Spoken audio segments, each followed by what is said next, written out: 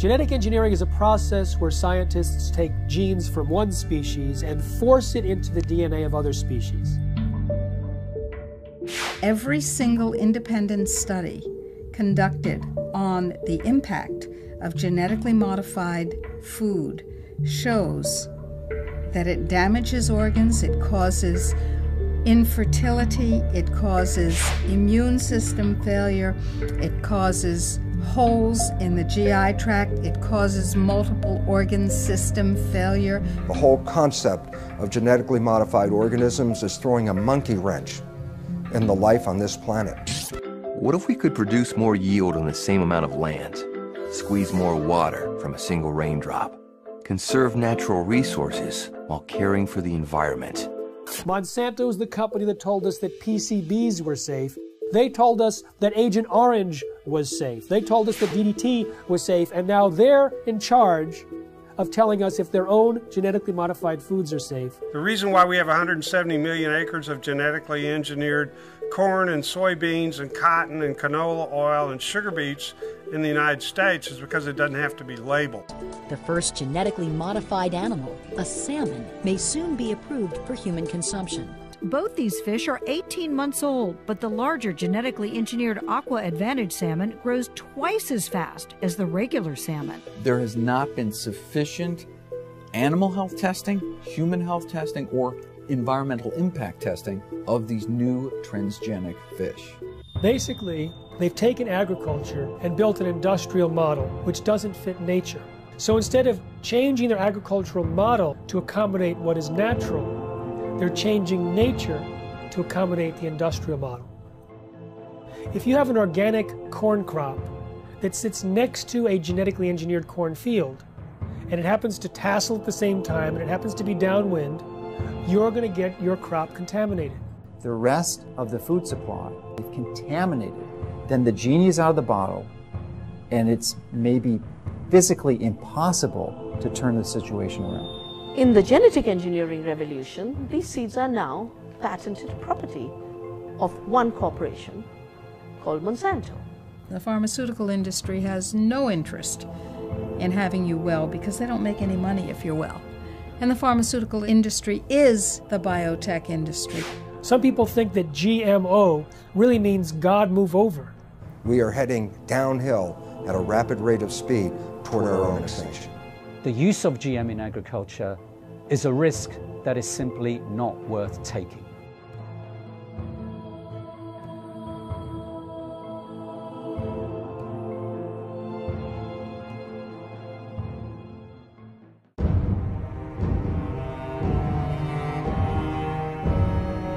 Any scientist that looks into the research or the lack of research on the safety of genetically engineered food comes to the conclusion that these foods should not be on the market. They need another decade or two of research. Monsanto is the company that told us that PCBs were safe. They were convicted of actually poisoning people in their town next to the PCB factory and fined $700 million. They told us that Agent Orange was safe. They told us that DDT was safe, and now they're in charge of telling us if their own genetically modified foods are safe. Because the FDA doesn't require a single safety study, they leave it to Monsanto.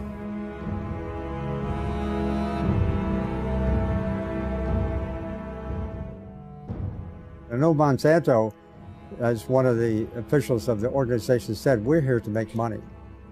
And that's not just Monsanto, that's a lot of food industries. Their job is to make money for the investor.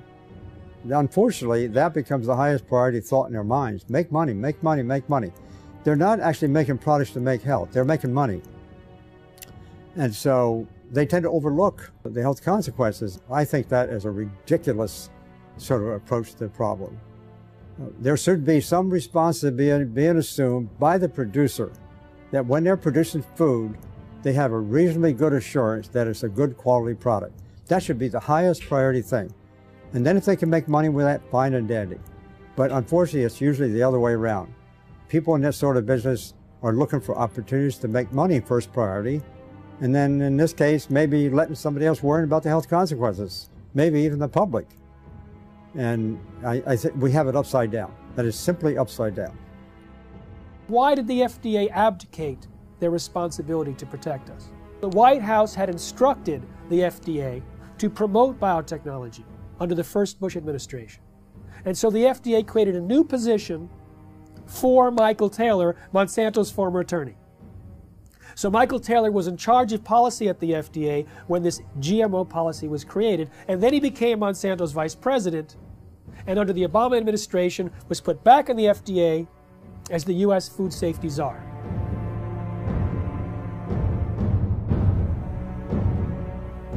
In reality, the overwhelming consensus among the scientists at the FDA were not only that GMOs were different, but that they were inherently dangerous, that they might create allergies, toxins, new diseases, and nutritional problems. They had urged their superiors to require long-term study, and when they saw drafts of the policy coming back to them, they were angry and urged their political appointees to change course.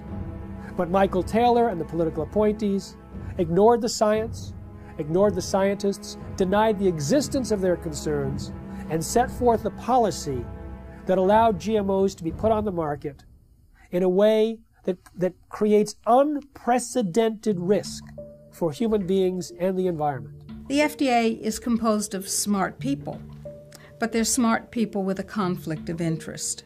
They're smart people who make their decisions based on what will support their financial needs or their academic needs, not what makes scientific sense. What you can do with GMOs is basically engineer food in ways that make it most profitable from the company's perspective. But from the company's perspective, whatever negative aspects of that might exist are simply irrelevant. And more than being irrelevant, the company is motivated to try to suppress knowledge about those negative aspects. The company is motivated to try to suppress government attempts to regulate in relation to those negative aspects. The company is motivated to try to infiltrate government and lobby government. I mean, when you look at the Clinton administration, Bush Sr., Bush Jr., and Obama, you look at various high-ranking positions in the administrations of all of those presidents, you find people who have worked for Monsanto. Most people don't realize that Monsanto has been around for about a century. They've acquired lots of resources, and they are very clever and sophisticated. They know how the game works. They understand lobbying. They understand bribery.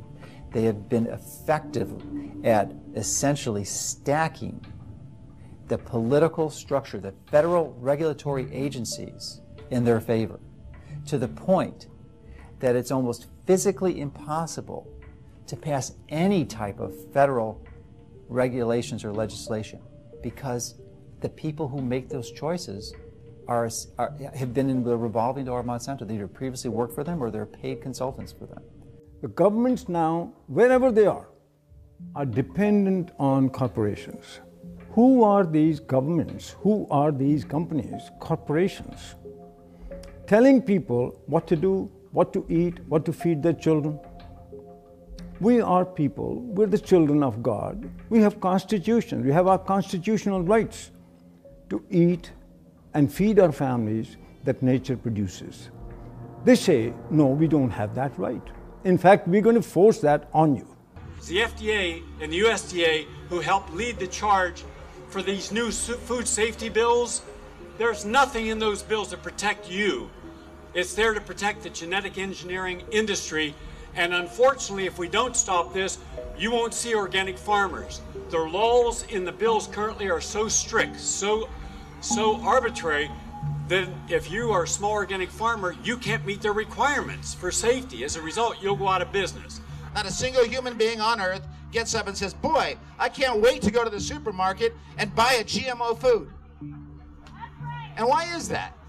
That's because after 30 years and hundreds of billions of dollars of public and private investment, they haven't been able to come up with one thing in this food that actually helps the consumer. No better taste, no lower price, no more nutrition, nothing. Zip, zero, nada. 85% of all the genetically engineered crops in this country and around the world are designed so you can soak them with weed killers, toxic herbicides. And who are the big companies that do this? Come on, you know who they are. Monsanto, anybody, what? Who else? DuPont, Dow Chemical, Syngenta, Bayer. What kind of companies are these? Chemical companies. As the chemical seed package has spread, and now with genetically engineered seed that originally was free in India because it belonged to the farmers, or was low cost because it was released from the public sector universities that did seed breeding. In the genetic engineering revolution, these seeds are now patented property of one corporation called Monsanto. They take genetic material, either DNA or RNA, and insert it using very sophisticated techniques and create an artificial life form, a transgenic species that is impossible to reproduce in nature because the reproductive organs don't match. And as a result, once this form is created, here's the danger. It can cross-pollinate, it can contaminate the traditional crops. Percy Schmeiser was a farmer in Canada who was contaminated by Monsanto's genetically modified seed. Well, he realized he'd been contaminated because he used some of this herbicide to kill off weeds around utility poles on his property. When he saw some of the seed did not die from the application of glyphosate, he knew it must be genetically modified.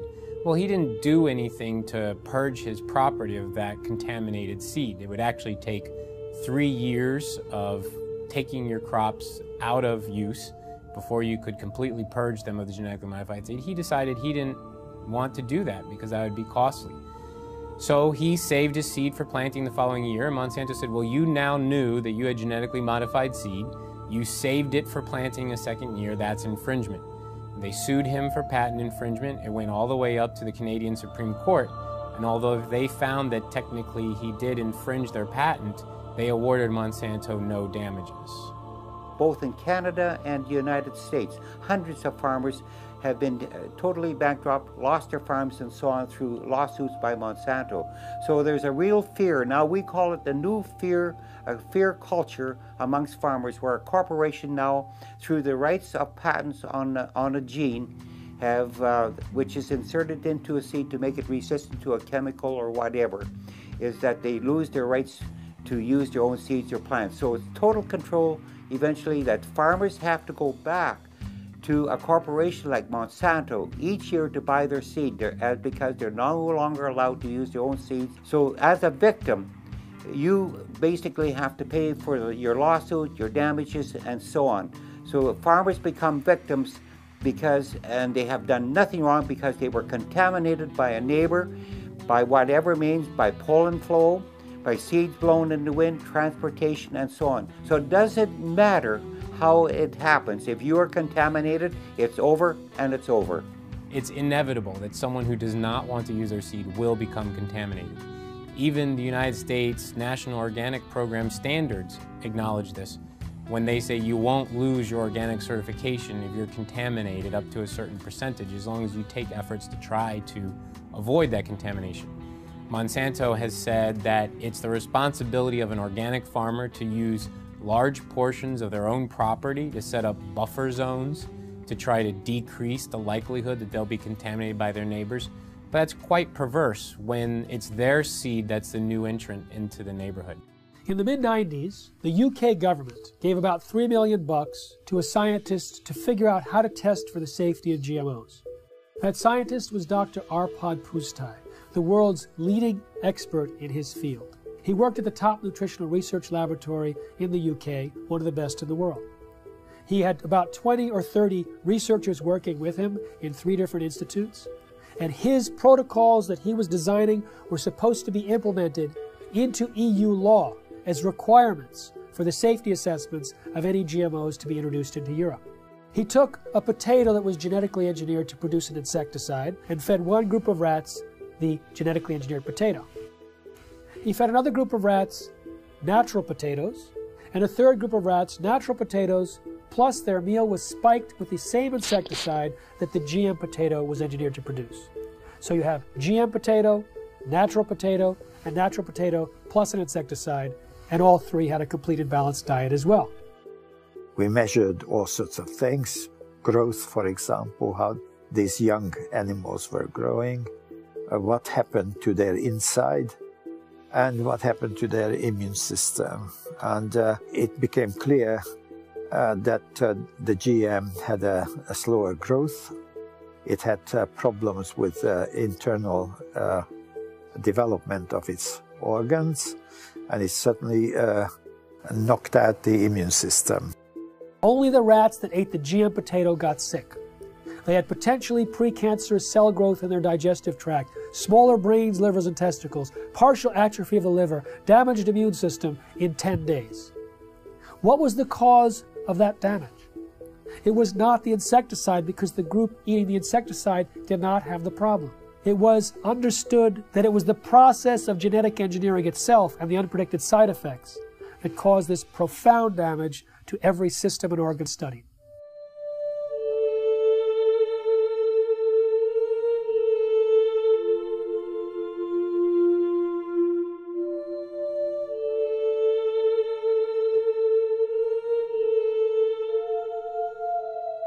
He shared his concerns about GMOs and was a hero for about 2 days at his prestigious institute. The press was going wild. Here was a main scientist who was saying that we should not treat the people as guinea pigs, and that he personally wouldn't eat GMOs from what he understood. The director of his institute received 2 phone calls from the UK Prime Minister's office. The next day, Dr. Arpad Pustai was fired from his job after 35 years, silenced with threats of a lawsuit. His team was disbanded. They never implemented the protocols. Instead, a campaign was launched to destroy his reputation in order to promote and protect the reputation of biotechnology. We do have all the methods available for testing the safety of GM crops. It will be unforgiven by humanity.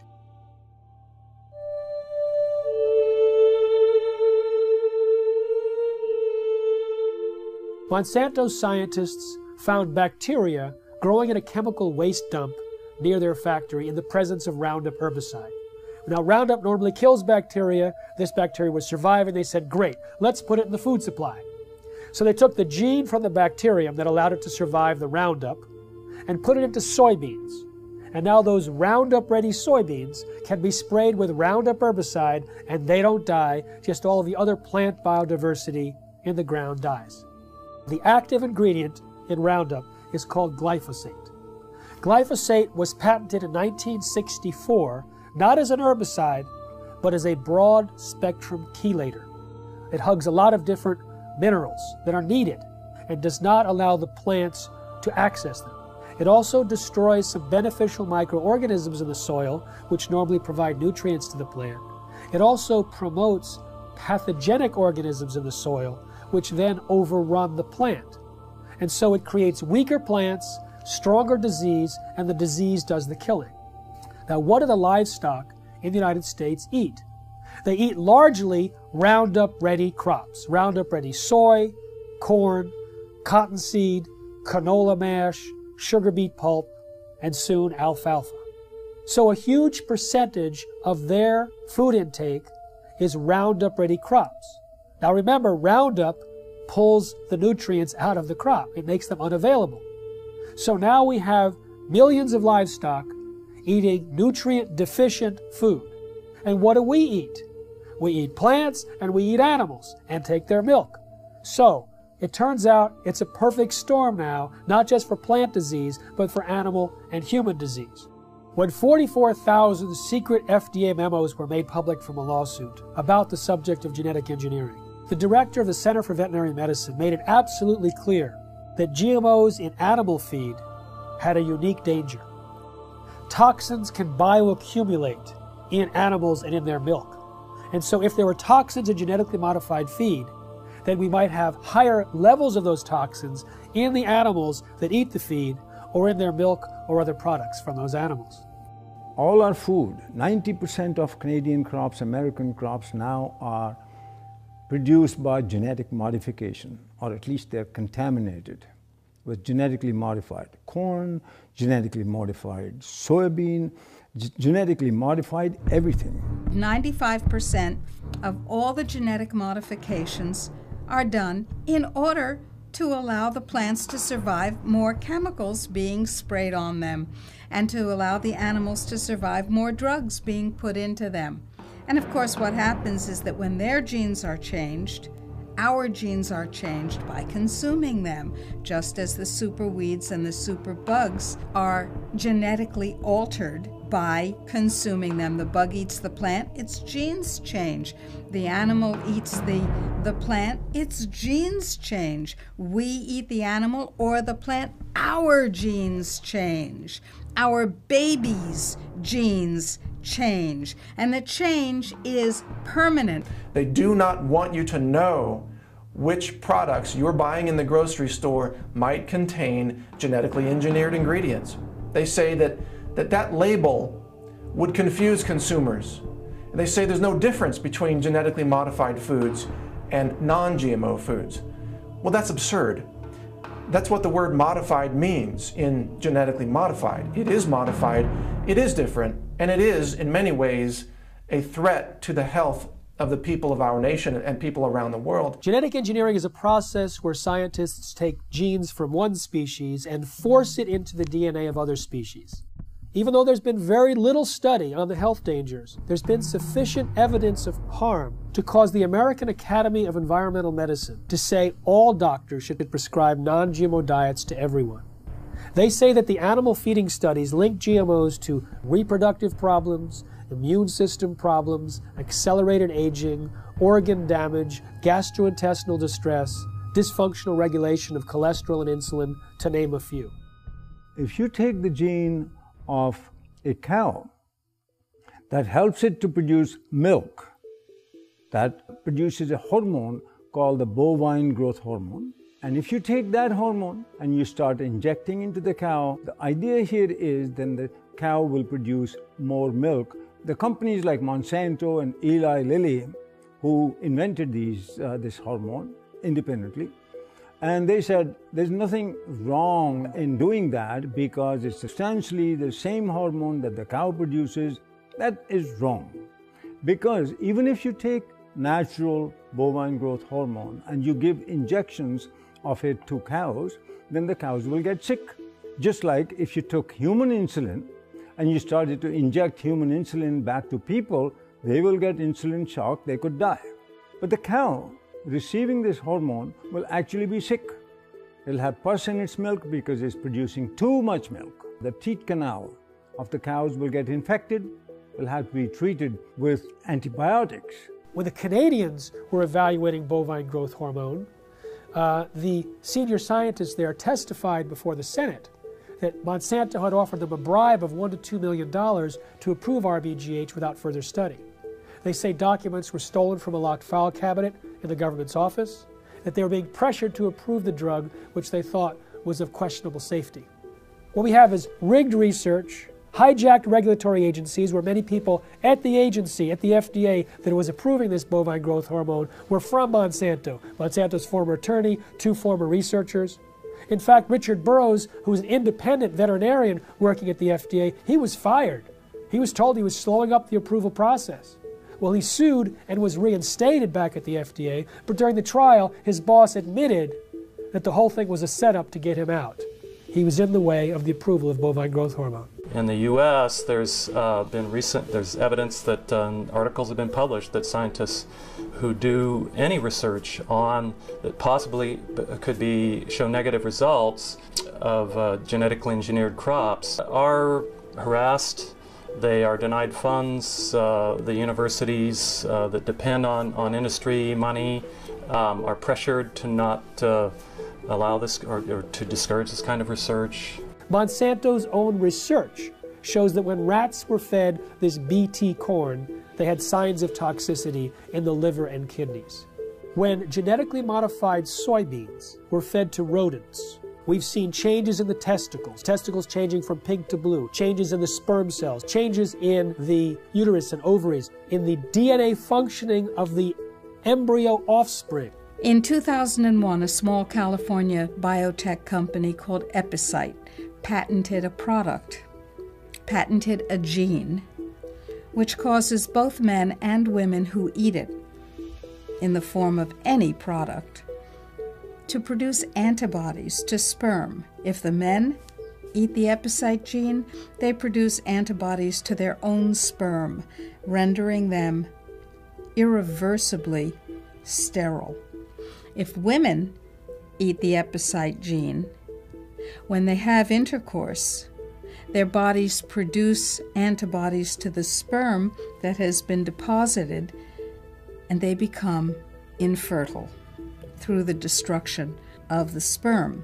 Now, DuPont and Monsanto formed a joint venture, purchased the Epicite firm, and, quote, commercialized the Epicite gene. Do you want to know if the food that you're eating contains the Epicite gene? Sure you do. How about the food that your children are eating, or your grandchildren? Sure you do. We've seen smaller babies, a death rate that's 5 times that compared to controls. Sterile babies, even babies with hair growing in their mouths. And this has been done by government scientists as well as independent scientists who are at the top of their field. Pay close attention to what you're about to see. These rats have been fed with transgenic corn during their entire life cycle. The tumors they suffer from are enormous. The study that revealed the effect of the GMOs on the health of these rats has just been completed. It lasted for 2 years. We spent over a year trying to obtain transgenic corn because no GMO manufacturers were willing to provide them. This is because Monsanto requires contracts to be signed stipulating that the seeds must not be used for testing. We wanted our study to be independent. Every rat was dissected to identify the way each diet, GMO and Roundup on its own, had acted on the metabolism of each animal, focusing on the development rate of the tumors that only start to manifest themselves after the initial 3-month period. Each step up represents a large tumor, which can measure 17 millimeters by 17 millimeters. 94% of them take effect in the mammary glands, which would equate to breast cancer in a woman. We are faced with renal tumors for the males. Some males also suffer from mammary tumors. One could have thought that the main cause of death was coming from the pesticide added to the corn. But what the study highlighted, and this for the first time ever, is the fact that the transgenesis itself could have killed the rats. What this means is that just by interfering with the genome of the plant in order to modify it, we are faced with repercussions that no one could have anticipated. This is enough to make us reconsider all the scientific precepts that led to the creation of GMOs. We realized that GMOs without any Roundup residue were responsible for an increase in the death rate of females and of some males. This is the GMO that is being eaten by the Americans, but also the GMO that has been approved for importation by European agencies, and that contaminates our food. When they allow animals to graze on the cotton plants after harvest in India, for years and years there was no problem. When they introduced this Bt toxin-producing cotton, thousands of sheep died, buffalo died, goats died. I've interviewed the people myself, seen pictures of their dead animals. These animals were successfully grazing on non-Bt cotton plants for years. In one case, 13 buffalo grazed on Bt cotton plants for a single day, and within 3 days they were all dead. Unfortunately, there's not sufficient follow-up. One small non-governmental organization pleaded with the government in India, please do some research on these animals. The government refused. They pleaded with universities offering to pay for the research themselves. They refused. So this small NGO did their own research. They put 3 sheep in one field with Bt cotton Bollgard 1, 3 with Bollgard 2, and 3 with non-GM cotton. Within a month, all 6 sheep eating the Bt cotton plants died. But 3 eating the non-Bt cotton plants had no symptoms. But their research was dismissed because it wasn't a government agency or a university. So we have a situation where the evidence is there, but it's not being paid attention to because it's being drowned out by the big bucks and the biotech industry with their tobacco-type science and their distortion and denial of the facts. Unfortunately, Monsanto's lobbying power and their financial weight, they are able to use corrupted corporate science, something that I call cigarette science, to get these products slipped into our food stream. The only human feeding study ever published on GMOs showed that the gene that was inserted into the soybean transferred into the DNA of the bacteria living inside our intestines and continued to produce that protein. So if it happens to be an allergen and you're allergic to it, you may be continuously triggered over and over again by the production of that allergen from within inside your own intestines. When we look at the quality of the nutrients in our soil, we see that that has become actually a victim of industrial agriculture, which destroys the microorganisms in the soil and then puts in a few nutrients as if that were enough to provide a healthy diet. It turns out that the current industrial agricultural model was based on surplus military products after World War II. They had extra bomb-making material that worked as fertilizer, so they created the synthetic fertilizer industry. They had excess nerve gas that they could use as insecticides, so they created an insecticidal industry. And by steering the farmers and the land-grant universities and all the population towards these high-input, corporate-driven agricultural models, we actually stripped away some of the health and some of the nutrients that were vital and are vital to the health of the people and of the livestock.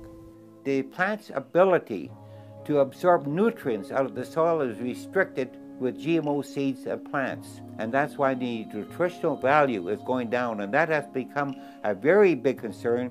And there's a very big concern that many of our foods that we eat, nutritional value contents have to be rechecked because it has changed. It alters the structure of a plant when you put a GMO gene into a plant. So you no longer have the same type of plant and you've changed the makeup. Monsanto is the only company I know of that doesn't want you to know you're buying something that has their technology inside it. You know, cell phones, computers, automobiles, everything else we purchase, clothing, is branded because everyone wants to know, they want consumers to know that their product is inside whatever you're purchasing.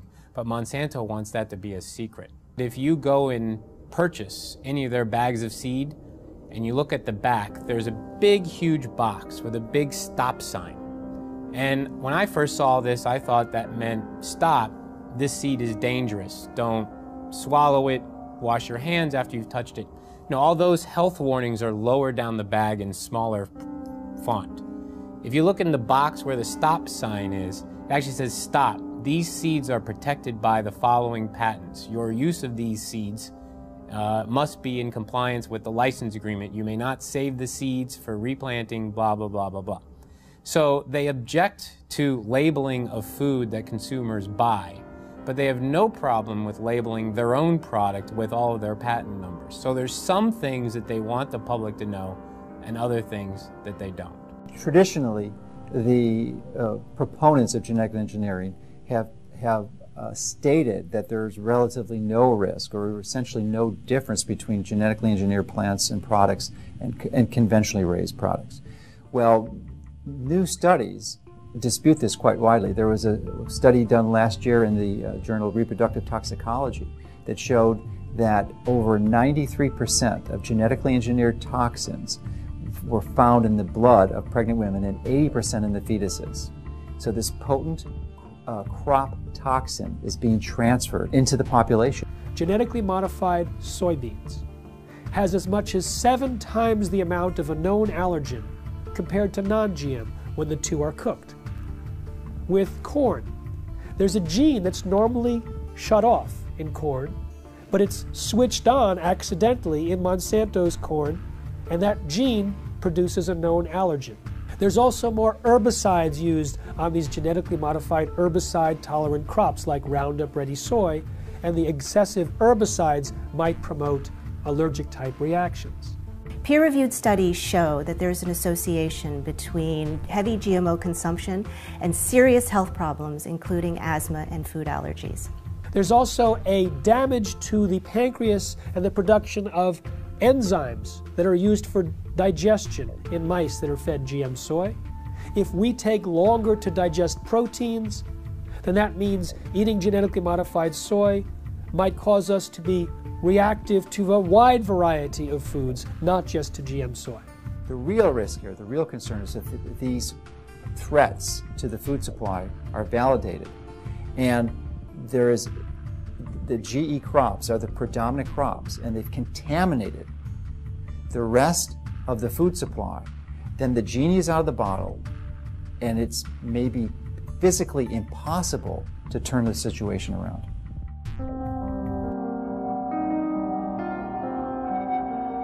There has been no long-term research on the concept or consequences of what this genetic modification does, not just to us, but to the environment.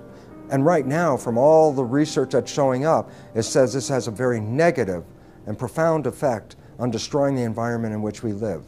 So therefore, I find it senseless that the government would support and condone genetically modified foods without even having the basic research to understand the liabilities involved in creating these monster organisms and putting them into our world. The conversation in Europe and in countries in South America and in Asia is much more sophisticated in terms of its understanding of science, the importance of independent peer-reviewed science that isn't contaminated or corrupted by corporate influence.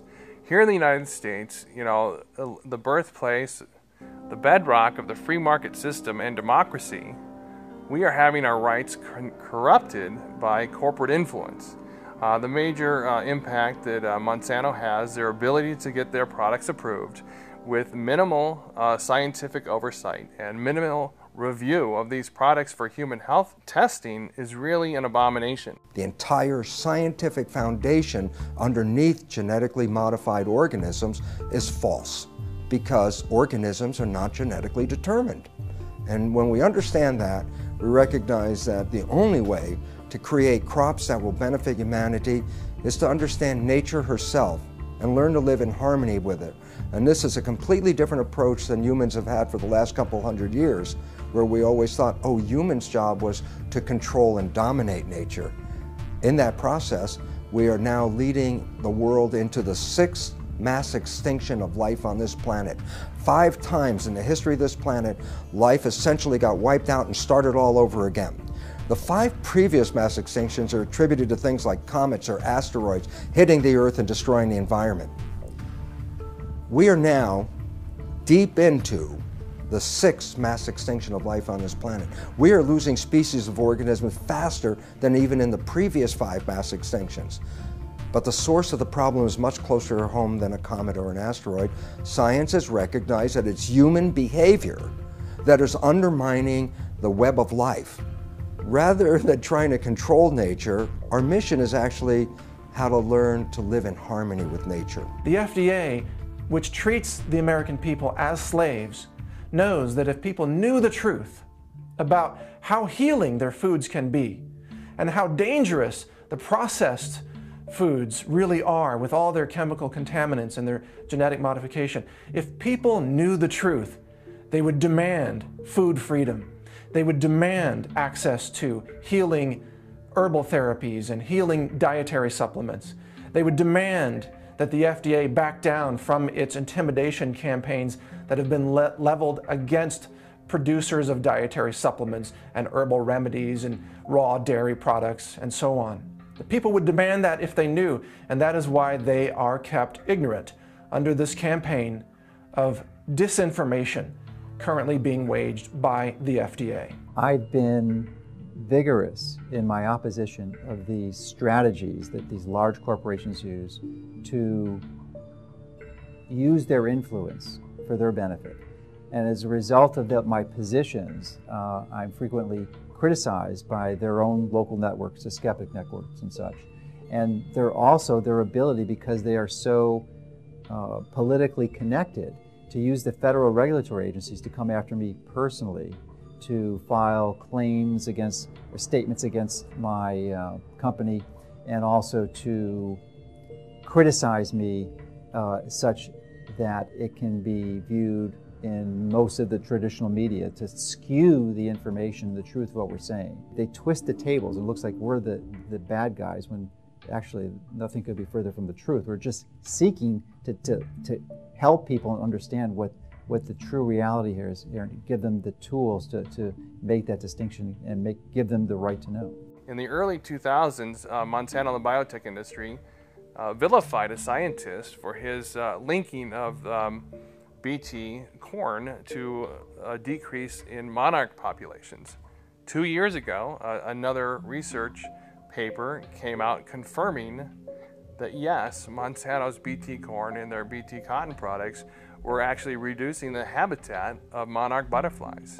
Monarch butterflies are the canary in the coal mine on the prairies in the Midwest. Of the major impacts, the negative environmental impacts that these products are having. The large-scale cultivation of GMO crops can harm biodiversity in a number of different ways. One is that in the case where the crop is engineered to be tolerant to a herbicide, such as Roundup or glufosinate, then the application of high doses of these weed killers destroys the weeds upon which other organisms normally would be consuming. So the insect population is reduced, and then there isn't the insect population upon which the birds are also consuming. So there could be a knock-on effect on the biodiversity within the fields where herbicide-tolerant crops are being grown. And indeed, large-scale field trials sponsored by the UK government several years ago now did indeed find that in fields that were growing herbicide-tolerant sugar beet and canola, that the biodiversity in these fields was markedly reduced. There's a lot of information now on bee colony collapse, and it's now linked to certain of the chemicals that are sold by certain of the major companies. So there's a lot of concern now about the bees dying, because now we'll lose a major insect that pollinates our plants, and so that also has become a big concern. But it's all related. It all goes back to the massive increase of new types of more powerful chemicals, more toxic chemicals than we ever had before. And that's why we have many of our beneficial insects are being killed by these new types of chemicals. GM carries novel health and environmental risks, which we are now beginning to measure, both in terms of environmental impact and also outcomes in feeding trials, controlled feeding trials in animals. Then I feel that the use of GM in agriculture is a risk that is simply not worth taking. GM doesn't address root causes of problems in agriculture. At best, it is a symptomatic cover-up. No genetically modified crop can grow unless it's attached to some kind of a pesticide. Those pesticides, more and more, are in these plants. They may have killed the weeds, they may have killed the insects, but the product is still on the plants, and if it's washed off, then it's in the water, it gets into the lakes, it gets into the oceans, it's everywhere. And it's toxic, it causes cancer, it also causes endocrine disruption. That's a technical term for change of hormones. They don't even want to label that this is genetically modified. The milk is genetically modified, or the crop is genetically modified. They say, if we label that, we won't be able to sell it because people won't buy it. Of course, people won't buy it because people don't want it. We have thousands of different varieties of any given food crop you can mention.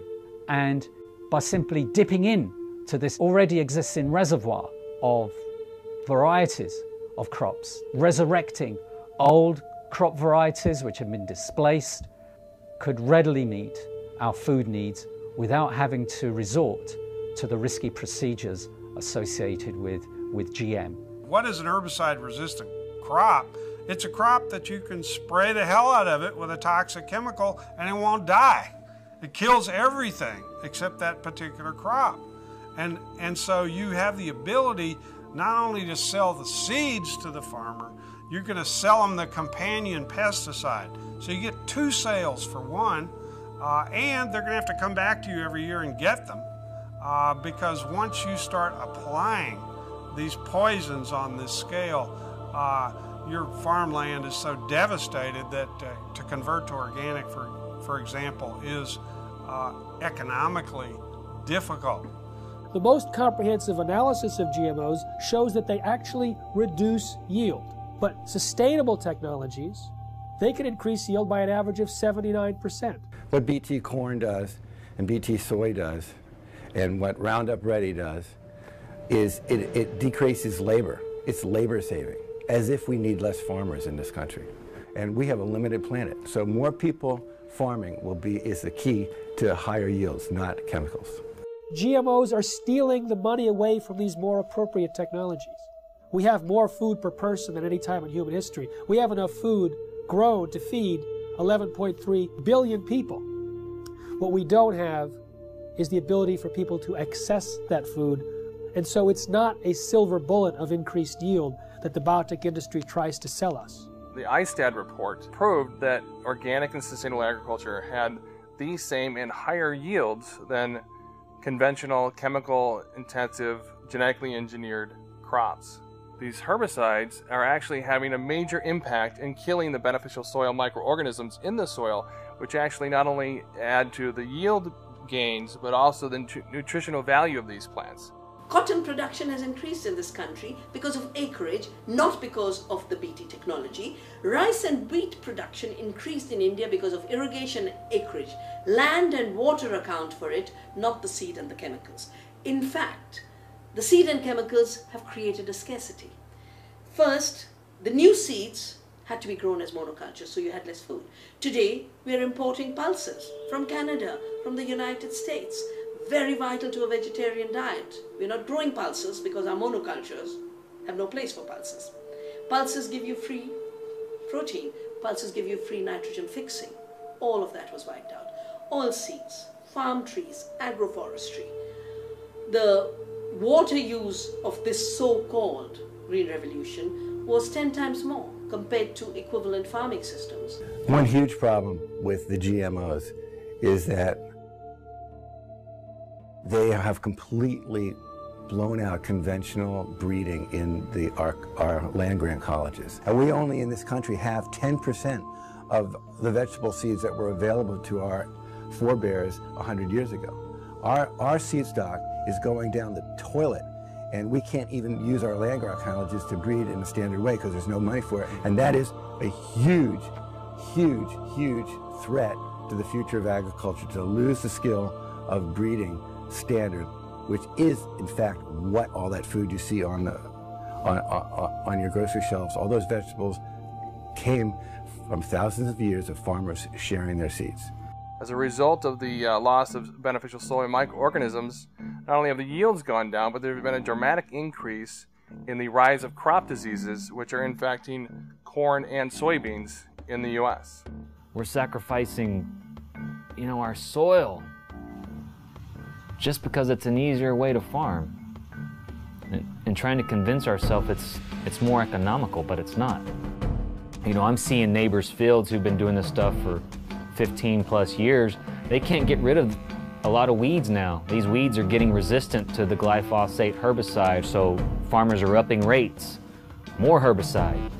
But then all of a sudden that's not doing it anymore, so you have to switch herbicides. So now the soil is just more and more and more full of poison. So there's going to be more sickness in that field. It's going to be more susceptible to diseases, insects. It won't make it through drought periods as long. The same crops side by side, right across from each other. The natural plants are going to make more over time. And you have a soil that you continue to poison, nature's going to win. In 2006, Cornell University released a study on soil degradation that stated by the year 2050 that 30% of the land that's already cultivated will be unfarmable. Now, the thing about Roundup and glyphosate is that it stays in the soil for months or years. and it continues to cause the reduction of available nutrients and the promotion of these diseases. And so people like Dr. Don Huber from Purdue University, have identified more than 40 plant diseases that are on the rise in the U.S. because of the overuse of Roundup and other glyphosate-based herbicides. Now, it pulls these nutrients out of the food supply for months or years. According to Reuters, in 2007, there was about 184 million pounds of glyphosate herbicide used in the United States. Now, that's one of many, many years, hundreds of millions of pounds, which means hundreds of millions of pounds of nutrients have been tied up and taken out of the food supply. When we have a company like Monsanto that says, I don't care what nature says, I'll create the crops that I want, and we look at what happens, we see another step, another process in our own demise. This is a very powerful enemy, a classic David versus Goliath challenge. And there's the only way we have any approach, any possibility of ever winning this thing is if we work together as a cohesive group. The whole concept of genetically modified organisms is throwing a monkey wrench in the life on this planet. And until we change that, we are heading downhill at a rapid rate of speed toward our own extinction.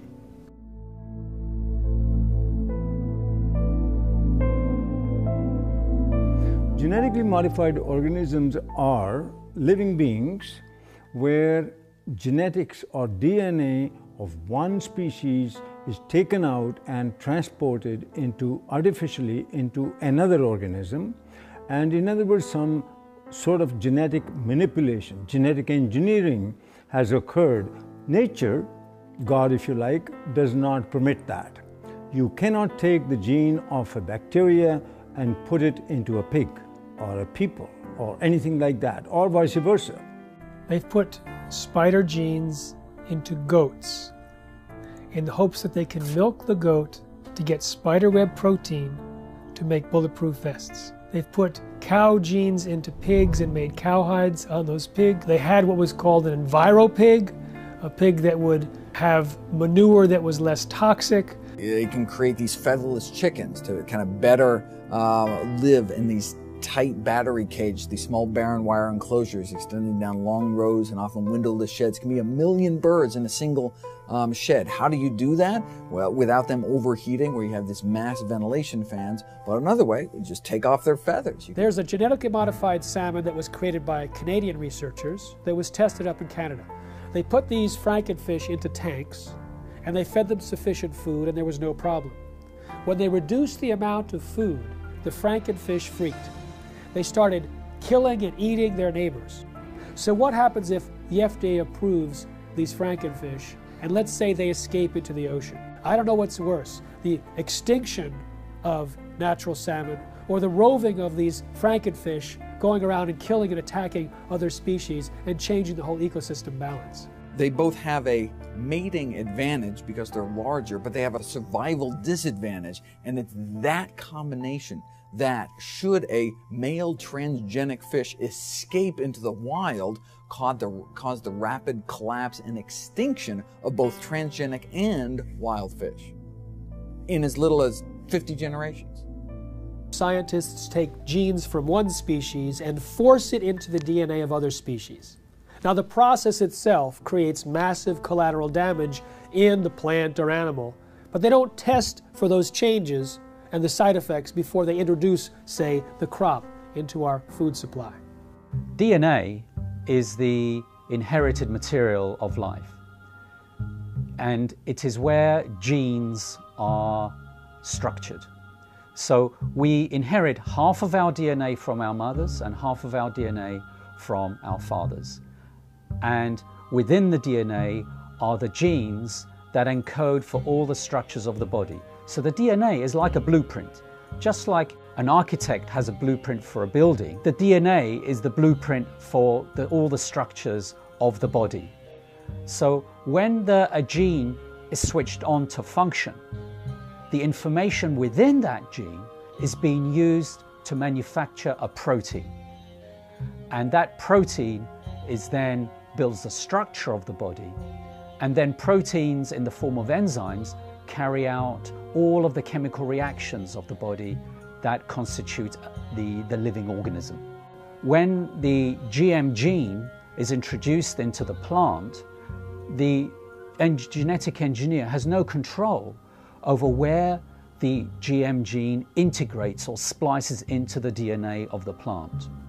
And the effect of this is that the GM transformation process as a whole actually is very disruptive on the DNA structure and function of the organism. As a result, very unpredictable and potentially hazardous outcomes. Because if you disturb the balance of gene function, remember the gene function is controlling the structure and the biochemistry of the organism.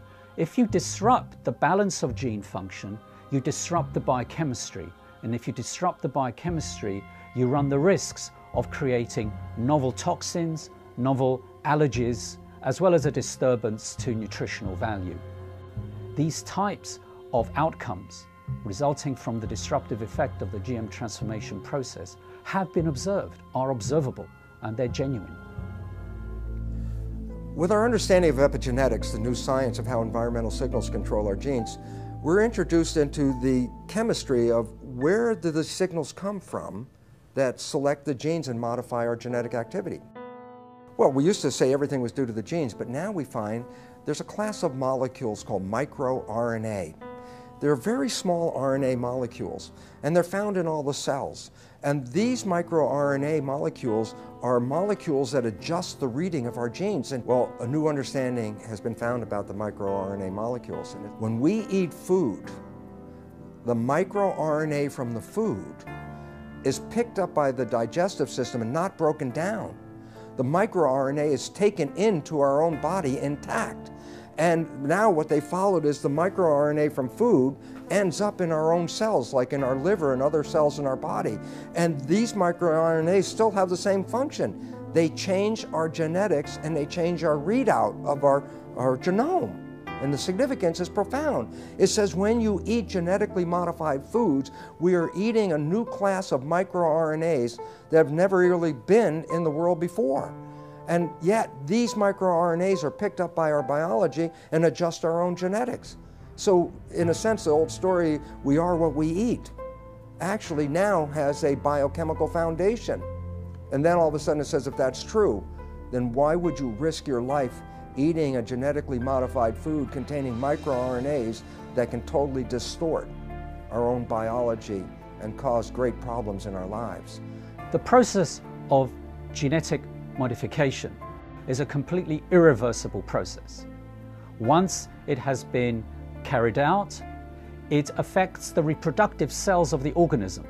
So any effect you have, for good or for bad, is then passed down through the subsequent generations of that particular organism. And that's true for plants and animals. Indeed, for any genetically modified organism. And this now has to be understood because when we eat genetically modified foods, not only does it affect our own cells like that, but we also know that the bacteria in our gut that are required for our survival, we need these bacteria. The bacteria also pick up the genetic engineered genes. And we modified the gut bacteria. And you say, well, why is that relevant? Well, not only do we need the gut bacteria for our survival, but the gut bacteria change our genetics. Information from the bacteria is picked up by the digestive cells and adjusts the digestive system cells to be compatible with the bacteria in our gut. There is a dialogue and a communication. If you alter the genetics of the gut bacteria, by definition, you've completely altered the development and genetics of our own cells.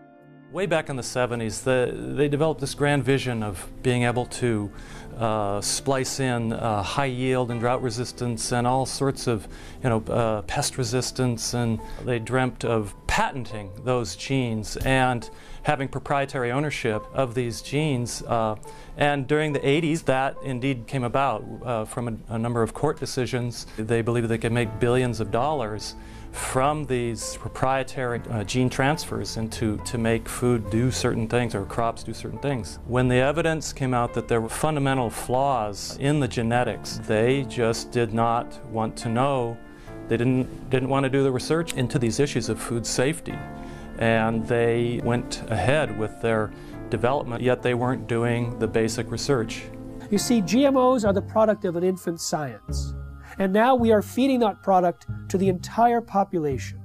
And it's known to create unpredicted side effects. And no one is testing to see if the rise in all these diseases since GMOs were introduced in the mid-90s is caused or promoted by these GMOs.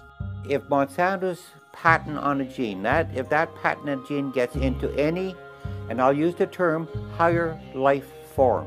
So what does that mean? Birds, bees, animals? And the question I have to ask, what about human life? If Monsanto's patent gene gets into you, gets into me, does that say they own me? Do they own you? These are all questions that that the courts and our governments will have to address. How far does the patents on genes on life go?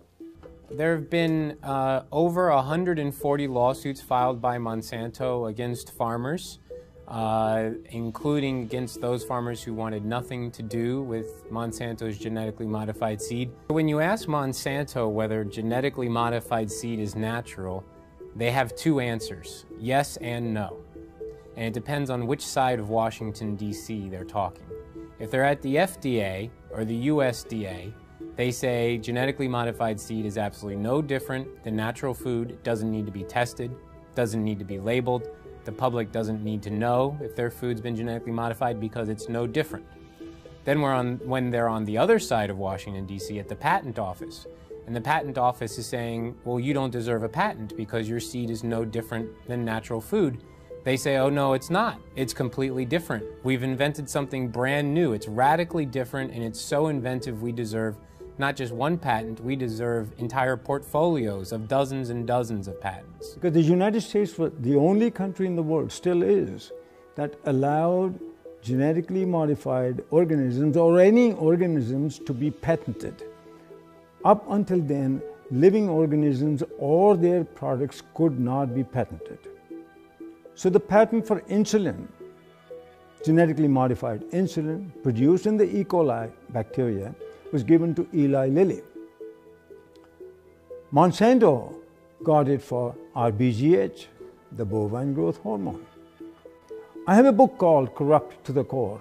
In that book, I describe, by quoting from a published speech by a Monsanto executive, saying how they're going to control the whole world. Not just by genetic modification, but they're going to take charge of the whole world by influencing the White House, the Whitehall, the French Parliament, and Canadian Parliament, and the Japanese Parliament. This is published information. How they're going to control the whole world.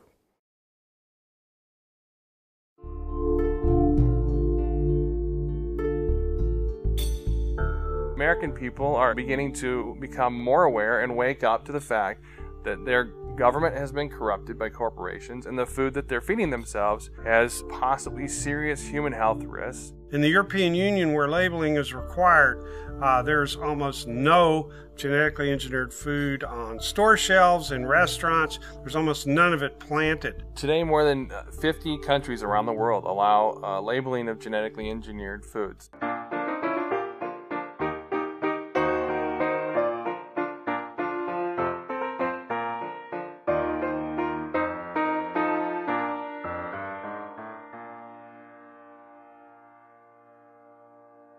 The FDA has received over 1 million comments from citizens demanding labeling of GMOs. 90% of Americans agree. So why no labeling? I'll give you one reason. The influence and the corruption of the political process by Monsanto. If you have an organic corn crop that sits next to a genetically engineered corn field, and it happens to tassel at the same time, and it happens to be downwind, you're going to get your crop contaminated. In fact, even the seed stocks are becoming contaminated. I should have the right to be a conventional farmer. You should have the right to be an organic farmer if you're right. But if we have GMO farmers, you no longer, remember this, you no longer can have an organic farmer, you can no longer be a conventional farmer. You'll become a GMO farmer whether you like it or not. An expert at air pollution calculated how far corn pollen could travel in 24 hours, which is the maximum time that it can remain viable to cross-pollinate. It could travel under certain weather conditions over 500 miles. They want the public to sit down and not think about what happened before this piece of meat got on my plate. What happened before this glass of milk sat on the table? We have an ethical responsibility, I believe, not just to other humans and to the future generations. We have an ethical responsibility to all living creatures. We have increasing numbers of retarded and autistic and genetically damaged people among us. We have increasing numbers of lethal allergies and potentially lethal allergies that coincide with the introduction of genetically modified food. We have increasing amounts of autoimmune problems. We have increasing amounts of pretty much everything. The pharmaceutical industry has no interest in having you well because they don't make any money if you're well. And the pharmaceutical industry is the biotech industry, and it is the agrochemical industry. Thousands of doctors are now prescribing non-GMO diets to every patient. In fact, the American Academy of Environmental Medicine urges all doctors to do so. They evaluated the animal feeding studies and said that there's a causal relationship between GM feed and disorders, and they urged the government to put a moratorium in place on GMOs, and of course therefore labeling. My God, we are the sickest of the major countries in the world, and we're also becoming the dumbest of the major countries in the world. And the significance about that is, what a coincidence. This is the motivation of a government, and this is exactly where we are. A country like the United States has 20% of its GDP spent on healthcare costs, on trying to cure chronic disease. We're giving vaccines in children. We're giving all these other drugs, bad food, pesticides, hormones, everything getting into the system in animals and people. This is going to drive countries bankrupt.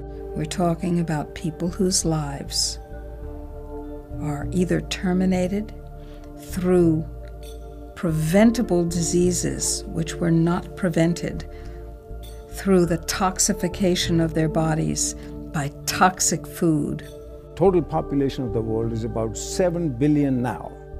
They're saying by 2050, the population will grow to approximately 9 billion. And these companies and the governments all over the world are saying the amount of food in the world will have to be increased to twice the amount. The biotech industry is promising to feed the world with crops that will have higher yields, even though it's not the amount of food right now that's the critical issue, it's access to the food. And access to the food is largely an economic issue. There's no shortage of food.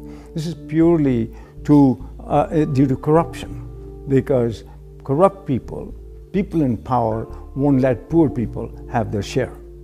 Now, since GMOs were introduced, there has been a dramatic increase in infertility in the United States. But there's significant evidence both in laboratory animal feeding studies as well as livestock experience to point a finger at Roundup-ready crops as a potential cause. The newest information of a study just published a week ago shows that these toxins in the food have actually been associated with an increased intensity of obesity, and this is found in salmon and rats. And there are other suggestions that they produce long-term imbalances in fertility rates, in hormonal levels, and immune function, and the ability to digest foods. Big agricultural and chemical companies don't want to label GMOs. What these corporations say is that labeling GMOs will increase our food bills. What I say is if they're so concerned about our bills, then they need to focus on a bigger price tag, and that's our healthcare costs. And we're not just talking about the cost of medications here. How about the cost of missed work and lost productivity when parents have to rush their child to the emergency room or to a doctor's office? And for the children, how about the missed school and summer camp? We're talking about the emotional and societal cost played out over and over again, hundreds of thousands and millions of times over.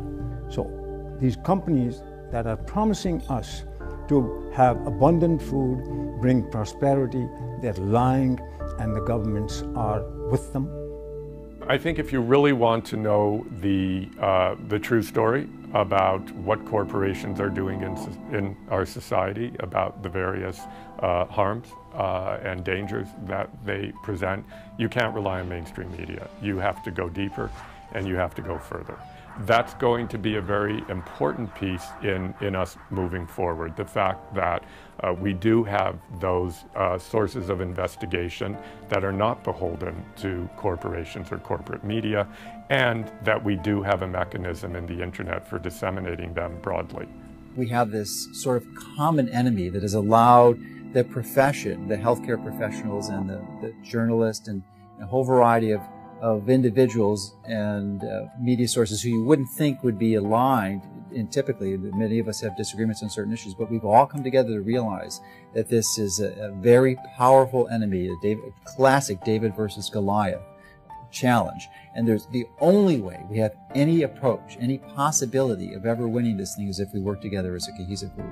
So what you see is Monsanto genetically contaminating crops, monopolizing seed and destroying biodiversity, turning farmers into serfs through this indebtedness, corrupting government, undermining law and regulatory process, and worst of all, polluting scientific knowledge. They're polluting genetically, they're polluting politically, and they're polluting epistemically. They're even stealing our minds. Through the food we eat, through the television and programming and the news media we receive, that information alone constitute what you might call the nocebo information.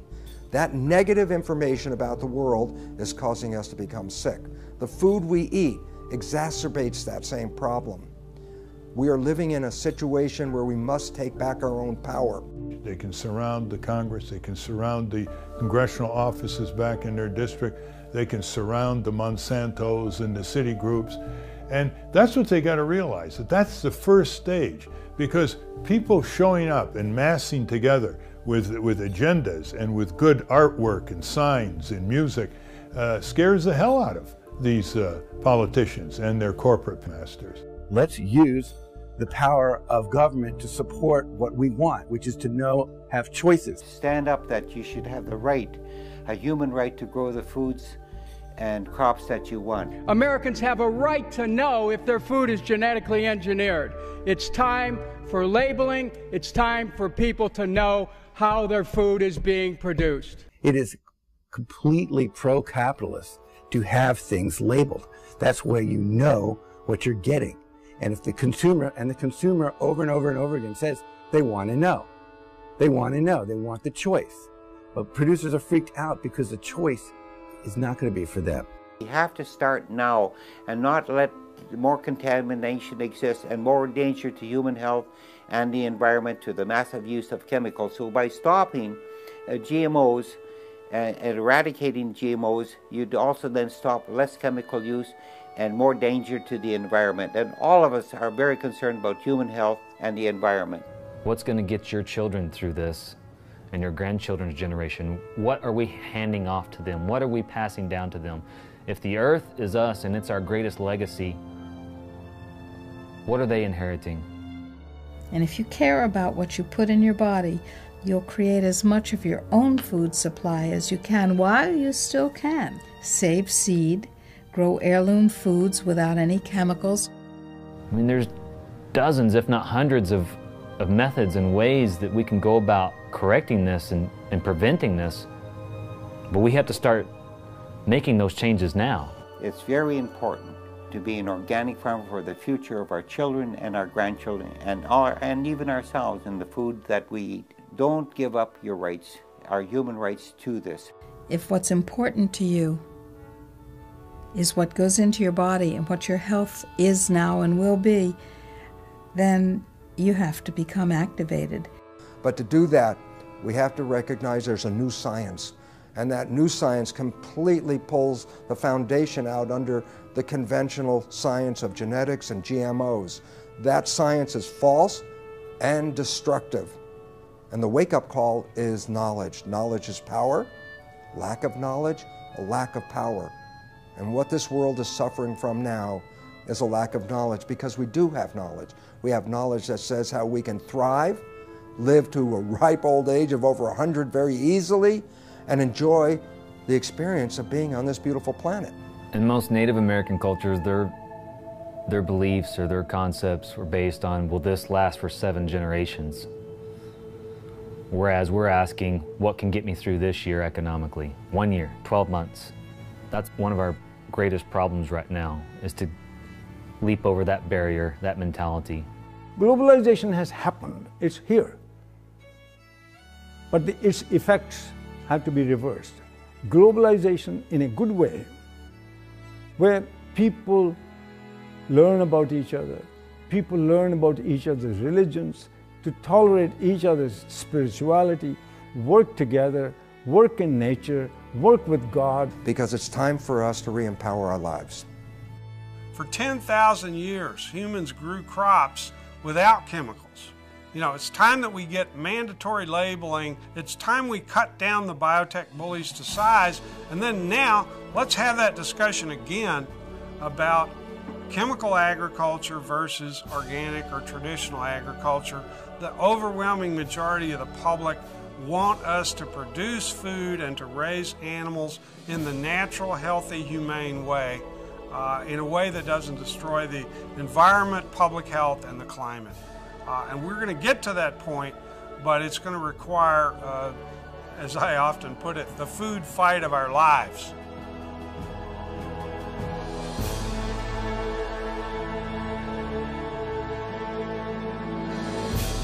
I'm looking at the food that's in the grocery store. They say it's safe, everybody eat more.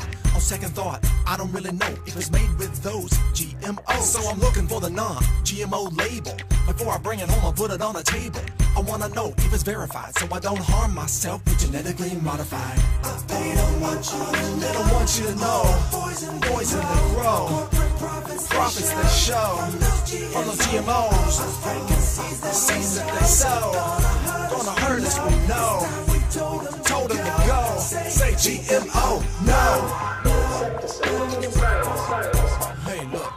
I don't want to eat poison. I don't want gene mutations at my dinner reservations. It's a food abomination. What they're doing to this fast food nation. They take artificial gene combinations, inject them in seed variations so they can grow their frankenfood imitations, while the side effects cause medical patients. Keep the profits alive while they're spraying on the food with name brand herbicides, and all the while they're spreading their lies. Monsanto destroy a farmer's lives, and the FDA just keeps it all going, saying it's safe even though they all know it's just poison, stealing away your life, and that's what you eat, genetically modified. They don't want you to know. Poison they grow. Profits they show. GMO? No. Seeds that they sow. Gonna hurt us, we know. Told them to go. Say GMO, no. FDA scientists said that GMOs might create allergies, toxins, new diseases, and nutritional problems. Allergies, toxins, toxins. And they said, no testing necessary. No testing necessary. GMO safety, that's a corporate myth. If you don't believe me, listen to Jeffrey Smith. He's the man with the plan, gonna do what he can to help us all get those GMOs banned. But we need you to lend a hand, take a stand against this food stand. It's a mission for the health condition worldwide, cause we don't wanna live genetically modified. No testing necessary. No insecticides. Living inside us. No testing necessary. No insecticides. Living inside us. Don't eat food unless you know what's in it. Don't believe the propaganda, the press will spin it. Affects everybody, we all up in it. Stand up to Monsanto, tell him, oh no you didn't. Reject Franken foods in the store. Demand honest labels so we can be informed. We have a natural right to know what we buying. Just say no to GMO before our farms start dying. Just say no to GMO. These corporate crooks are lying. Just say no to GMO. This time we're not complying. Just say no to GMO. We just not buying it. Just say no to GMO. No testing necessary. No insecticides. Just say